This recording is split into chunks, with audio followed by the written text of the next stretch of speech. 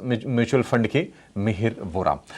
Mihir sir, बहुत शुक्रिया आपका समय देने के लिए। सर, स्वागत है आपका टीनोवा स्वदेश पर। मिहिर सर, पहला सवाल आपसे यही, बाजार ऑल टाइम हाई पर तो आ गया है, धीरे धीरे चलते हुए नए साल में थोड़ा मोमेंटम बिल्ड होता हुआ आगे दिखा, और जो क्वार्टर 3 के अपडेट्स आ रहे हैं कंपनीज के, लार्जली वो बेटर साइड पर हैं, तो उससे थोड़ी ये उम्मीद बढ़ी है कि जो अर्निंग की जो रिकवरी होगी शायद लौट आए क्वार्टर 3 में।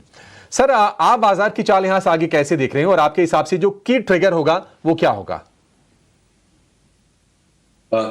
नमस्कार, और आपको और आपके व्यूअर्स को 2026 के लिए बहुत गुड विशेस। देखिए, जैसे हम 2026 को शुरू कर रहे हैं, थोड़ी पॉजिटिव्स हैं, थोड़े रिस्क फैक्टर्स हैं। पॉजिटिव जैसे आपने कहा, ये दिख रहा है कि जो गवर्नमेंट ने जीएसटी काट के, इनकम टैक्स काट के जो स्टिमुलस किया था, उसकी इम्पैक्ट हमें दिसंबर क्वार्टर में, अक्टूबर नवंबर दिसंबर के महीनों में दिखी है। और जो डोमेस्टिक कंजम्पशन है वो लगता है कि थोड़ी सी अपटिक पे है। अहम बात यह है देखना कि ये सस्टेन होगी कि नहीं, क्योंकि एक वन टाइम है कि फिर ये मोमेंटम एक शुरू हुआ है तो एक्सीलरेट करेगा कि नहीं, वो एक इंपॉर्टेंट चीजें हैं देखने के लिए। लेकिन एटलीस्ट मैं कहूंगा कि शुरुआत तो अच्छी हुई है। दूसरी बात यह है कि जो ग्लोबल सिचुएशन है उसके कंपैरिजन में इंडिया ने जो परफॉर्मेंस दिखाया है वो बहुत ही सराहनीय है। हमने ऑपरेशन सिंदूर देखा, अनसर्टेनिटीज देखी, हमने वर्स्ट ऑफ द ट्रम्प के जो टैरिफ्स हैं वो देखे हैं। उसके बावजूद जैसे आपने कहा कि बाजार जो है ऑलमोस्ट रिकॉर्ड हाई पे आके खड़ा हुआ है। एटलीस्ट जो लार्ज कैप निफ्टी है इंडेक्स, वो आके खड़ा हुआ है। इंस्पाइट के भी जो लार्जर मार्केट है, ब्रॉडर मार्केट है, उसमें अभी भी थोड़ा पेन है। लेकिन एटलीस्ट मैं कहूंगा कि एक पोजिशनिंग जो इंडिया ने दिखाई है, जो परफॉर्मेंस दिखाई है हेडविंड्स के बावजूद, वो मेरे ख्याल से काफी सराहनीय है।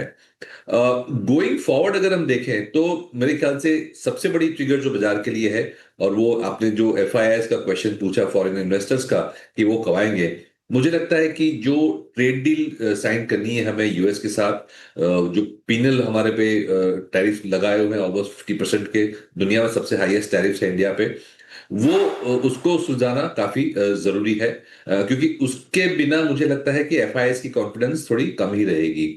तो मेरे ख्याल से ये एक बहुत बड़ा इवेंट हमें देखना है, क्योंकि जो जो हमारे हाथ में था वो हमने कर चुके हैं। जो गवर्नमेंट ने टैक्स कट्स किए, जीएसटी कट किए, पीएलआई स्कीम्स अच्छी तरह से रोल की है, डोमेस्टिक कंजम्पशन अच्छी दिख रही है, थोड़ी सी प्राइवेट सेक्टर इन्वेस्टमेंट्स की अपटिक भी दिख रही है, और बैंकिंग में भी मैं कहूंगा एक थोड़ी सी हमें पॉजिटिविटी दिख रही है, क्योंकि क्रेडिट ग्रोथ लगता है कि धीरे धीरे करके वापस आ रही है। तो हमारे हाथ में जितने फैक्टर्स हैं वो अच्छी तरह से हमने मैनेज किए हैं। ये ग्लोबल फैक्टर्स हैं जो हमारे हाथ में थोड़े से हैं, थोड़े से नहीं है, उसकी वजह से मुझे लगता है बाजार थोड़ा अनिश्चित रह सकता है। अच्छी बात यह है कि जो पिछले साल इंडिया, मैं कहूंगा कि एक अंडर परफॉर्मिंग मार्केट था कंपेयर टू बाकी सब मार्केट्स, क्योंकि सबसे बड़ी जो थीम थी लास्ट ईयर की ग्लोबली, वो एआई पे थी, टेक्नोलॉजी पे थी, जहां पे हमारी प्रेजेंस कम थी। तो मैं कहूंगा एक टाइम करेक्शन, एक प्राइस करेक्शन इंडिया की ये जो साइडलाइन होने की वजह से हुआ है, उससे वैल्यूएशंस काफी अट्रैक्टिव हो चुके हैं। जो हमें लग रहा था कि काफी सारे स्टॉक्स महंगे हो गए हैं, वो एक साल के करेक्शन के बाद एक अच्छे लेवल पे आके खड़े हुए हैं वैल्यूएशंस के तौर पे। और मुझे लगता है कि एआई की जो हाइप है वो शायद अभी पीक हो चुकी है, और वो अगर हाइप कम होती है तो इंडिया की जो डोमेस्टिक इकोनॉमी है, कंजम्पशन इकोनॉमी है, इन्वेस्टमेंट्स थीम है, उसके जो नॉर्मल जो अपने मोमेंटम से एक अपना ग्लोबल इन्वेस्टर्स को खींचेगा अगर ये ट्रेड डील सॉर्ट हो गया तो मैं कहूंगा एक कॉशियसली ऑप्टिमिस्टिक स्टांस लेके चलना चाहिए। 2026 में स्टॉक पिकिंग का काफी स्कोप रहेगा। ठीक है, स्टॉक पिकिंग का स्कोप काफ़ी रहेगा, और देखते हैं कि ट्रेड डील कब तक होती है। हालांकि इसको लेकर काफ़ी ज़्यादा अनिश्चितता है, और अनिश्चितता थोड़ी सी और बड़ी है क्योंकि रिपोर्टर्स के सवाल के जवाब में डोनाल्ड ट्रंप ने हाल में ये कहा है कि अगर भारत ने रूस से तेल खरीदना बंद नहीं किया तो हम टैरिफ को और बढ़ा सकते हैं। तो थोड़ा सा उसका एक तनाव तो है। अच्छा मिहिर सर, आप जरा ये बताइए कि ये जियोपॉलिटिक्स अभी जो चल रही है, कई देशों में संघर्ष है, आपसी संघर्ष हम देख रहे हैं कि थाईलैंड कंबोडिया में है, उधर चाइना ताइवान में है, यूक्रेन रशिया में है, बाकी अमेरिका ने तो वेनेजुएला पर जो अटैक किया पूरी दुनिया ने देखा। अब कहा यह जा रहा है कि वहां से अमेरिकी कंट्रोल के बाद ऑयल की सप्लाई बढ़ेगी और ऑयल प्राइसेस हो सकता है कि सॉफ्ट भी हो जाए, और हमारे जो कंपनीज हैं जिसमें कोई ओएनजीसी है, इंडियन ऑयल है, ऑयल इंडिया है, रिलायंस है, इनके भी अपने इकोनॉमिक इंटरेस्ट हैं वेनेजुएला से जुड़े हुए, तो इनको बेनिफिट होगा। आप कैसे देख रहे हैं? क्या ये इम्पैक्ट और करेगा, या फिर जो इम्पैक्ट आना था बाजारों में ग्लोबली वो हो चुका है और बाजार काफी हद तक उसको डिस्काउंट करके आगे बढ़ भी चुके हैं अब तो? अब मेरे ख्याल से वेनेजुएला का जो मामला है वो लोकलाइज्ड है, और इंडिया के लिए ऑयल प्राइसेस तो वैसे भी काफी मॉडरेट हो चुके थे काफी टाइम से। तो ऑयल प्राइसेस के लिए वजह से तो एनीवे अपने को बेनिफिट हो ही रहा है। ऑफ कोर्स जब हम रशिया से लेते थे तो और भी सस्ता मिलता था, लेकिन ऑयल प्राइस $80 पे तो है ही नहीं, और क्लोजर टू $50 पे है।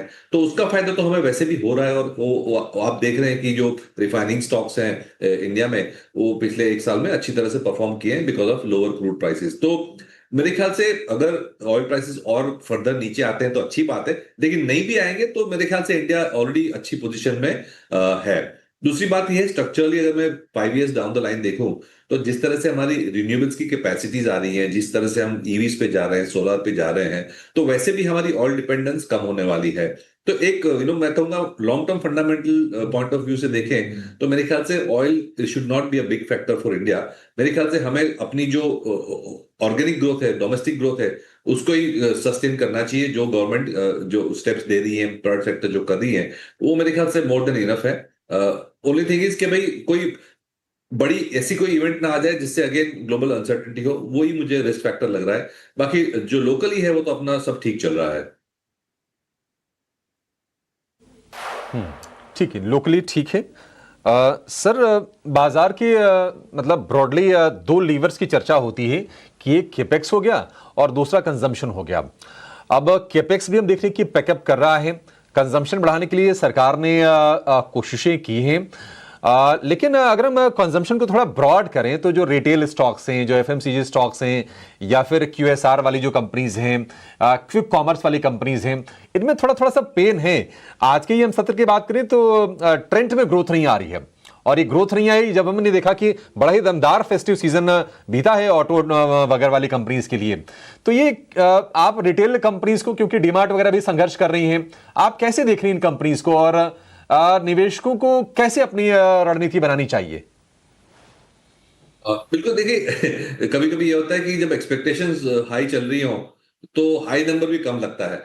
तो अगर हम काफी सारी ये कंपनीज को देखें तो उनके नंबर्स तो डबल डिजिट 20% वगैरह भी नंबर आए हैं, लेकिन एक्सपेक्टेशंस शायद थोड़े और भी ज्यादा थे। तो मैं एक ब्रॉड ब्रश से पेंट नहीं करूंगा, क्योंकि अलग अलग कंपनीज के अलग अलग बिजनेस मॉडल्स हैं। हमने 2-3 मिड कैप और स्मॉल कैप रिटेल कंपनीज को देखा, उनके नंबर्स तो काफी अच्छा है, इनफैक्ट बेटर देन एक्सपेक्टेशंस आए। जो बड़ी कंपनीज है शायद रिटेलिंग में और एफएमसीजी कंपनीज है, वो डिस्टर्ब हो रही हैं क्योंकि क्विक कॉमर्स से डिलीवरी ज्यादा आ रही है, तो उनकी जो मार्केट शेयर है, प्राइसिंग पावर है, वो पहले के हिसाब से नहीं रही है। तो मेरे ख्याल से ओवरऑल अगर हम ट्रेंड देखें तो कंजम्पशन में मेरे ख्याल से ऐसी कोई कंसर्न वाली बात नहीं है, क्योंकि अदर सेगमेंट्स देखें, फॉर एग्जांपल ऑटो है, टू व्हीलर कार्स हैं, टू व्हीलर्स हैं वगैरह, वहां तो नंबर अच्छे आ रहे हैं। तो मेरे ख्याल से कंजम्पशन एज अ थीम अभी भी काफी एक होप वाले स्टेट में है, क्योंकि ग्रीन शूट अगर हम देखें तो दिख रहे हैं मेरे ख्याल से। कंपनी बाय कंपनी अगर देखें तो प्लस माइनस हो सकता है, लेकिन मैं अगर फुल पिक्चर देखूं अभी तक के जो बिजनेस गाइडेंस आए हैं उसके हिसाब से तो मुझे लग रहा है कि एक पॉजिटिविटी का माहौल है ये सेगमेंट में। ठीक है। मेहर सर, आप एक फंड मैनेजर भी हैं, तो जरा उस एंगल से आपसे मैं कुछ चीजें समझना चाहता हूं। अगर आपकी कंप्लायंस अलाउ करती है तो सर आप जवाब दीजिएगा कि आप अभी पैसे कहां पर डिप्लॉय कर रहे हैं, क्योंकि बाजार जब नए हाइस पर जाते हैं, नए लोग एक्टिव होते हैं, बाजार में थोड़े पैसे आते हैं, आप कहां डिप्लॉय कर रहे हैं सर? और अगर हम दिग्गजों में कुछ शेयर भी आप बता पाए तो सोने पे सुहागा हो जाएगा ये तो। शेयर्स की तो हम बात नहीं कर पाएंगे, लेकिन सेक्टर्स और सब सेक्टर्स के बारे में तो डेफिनेटली बात कर ही सकते हैं। तो हमारा ब्रॉड थीम ये है कि जो डोमेस्टिक फेसिंग सेक्टर्स हैं वो स्ट्रक्चरली एक स्ट्रॉन्गर फुटिंग पे है। और डोमेस्टिक फेसिंग में फिर फाइनेंशियल्स भी आ जाते हैं। मुझे लगता है सबसे जहां पे ट्रिगर आने से सबसे ज्यादा पॉजिटिव हो सकती है, सबसे बेटर अपसाइड आ सकती है, वो बैंकिंग में है। क्योंकि बैंकिंग में सारी सिस्टम क्लीन अप हो चुकी है, बैलेंस शीट अच्छे हैं, सेक्टर ने अंडर परफॉर्म किया है तो वैल्यूएशंस भी अच्छे हो गए हैं।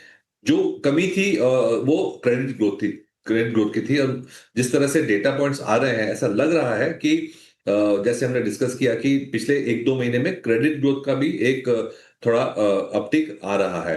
तो सबसे बड़ी बात यह है कि गवर्नमेंट और आरबीआई दोनों सेम साइड पे है। लिक्विडिटी इजी रखने की बात है, इंटरेस्ट रेट्स लोअर रखने की बात है। बेसिकली गवर्नमेंट और आरबीआई कह रहे हैं इंडस्ट्री को कि आप ग्रो करो, आप बोरो करो और ग्रो करो, whether it's on the corporate lending side, MSME lending side, या तो रिटेल लेंडिंग में, सारे सेगमेंट्स में ईज ऑफ लेंडिंग की बात हो रही है। तो मेरे ख्याल से बैंकिंग में सबसे best price to valuation to growth की जो इक्वेशन है वो बैठ रही है। और अगर हम देख रहे हैं कि इकोनॉमिक रिकवरी आती है तो ये सेक्टर मार्केट को लीड कर सकता है। दूसरा जो कैपेक्स लिंक्ड जो सेगमेंट है, जैसे कैपिटल गुड्स, कंस्ट्रक्शन, जो गवर्नमेंट और प्राइवेट सेक्टर दोनों के स्पेंडिंग पे डिपेंड करता है, उसमें भी मैं कहूंगा कि फोकस गवर्नमेंट का है और रहेगा। क्योंकि जब तक प्राइवेट सेक्टर का एक बड़ा साइकिल नहीं बनता है तब तक गवर्नमेंट उसको सपोर्ट करती रहेगी। और ये हमने देखा भी है पिछले 5 साल में बहुत अच्छा सपोर्ट मिला है, चाहे वो रेलवे स्पेंडिंग में हो, चाहे डिफेंस स्पेंडिंग में हो, चाहे रोड्स वगैरह में हो। प्राइवेट सेक्टर को भी प्रोत्साहन दिया जा रहा है और गवर्नमेंट खुद खुद की ओर से भी स्पेंड कर रही है। तो सारी जो डोमेस्टिक सेगमेंट्स हैं, उसमें डिफेंस, रेलवे भी आ जाती है, पावर टी&डी, रिन्यूएबल्स, उसमें काफी इन्वेस्टमेंट्स हो रही हैं।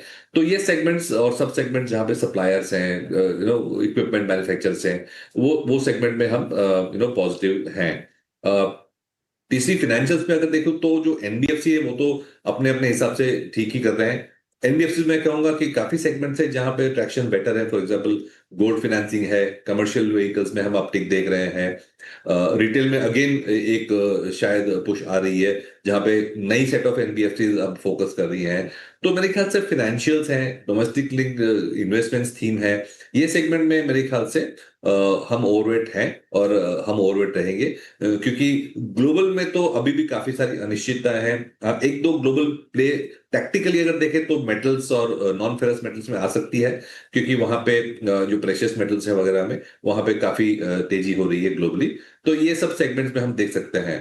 टिपिकली हमारा अंडरवेट जो है वो IT, large cap IT services में रहता है, यूटिलिटीज में रहता है, कमोडिटीज में रहता है, एनर्जी में रहता है, क्योंकि हमें लगता है ये स्ट्रक्चरल ग्रोथ स्टोरीज नहीं है, वो ग्लोबल ग्रोथ से लिंक्ड है। वी प्रिफर कि हम लोकल डोमेस्टिक ग्रोथ के थीम्स पे फोकस करें। ठीक है।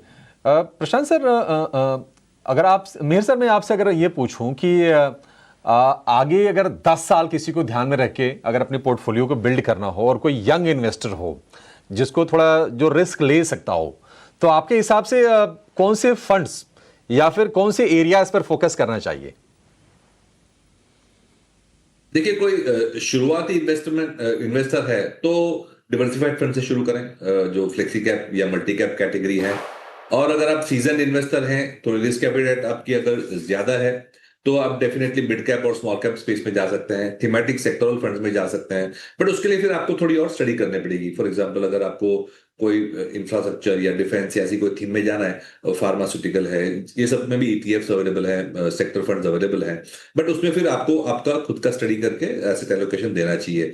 तो ज्यादा रिस्क एपिटाइट, ज्यादा स्टॉक पिकिंग मैं कहूंगा स्मॉल एंड मिड कैप में होती है।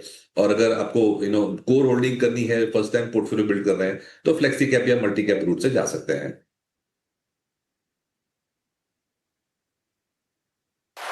मेहर सर, बहुत शुक्रिया, आज आपने सर हमारे लिए समय निकाला और हमारे दर्शकों को और हमें बहुत ही विस्तार से आपने जानकारी दी और तमाम मुद्दों पर आपने बातचीत की। Sir, thank you so much. चलिए इस शो को यहाँ पर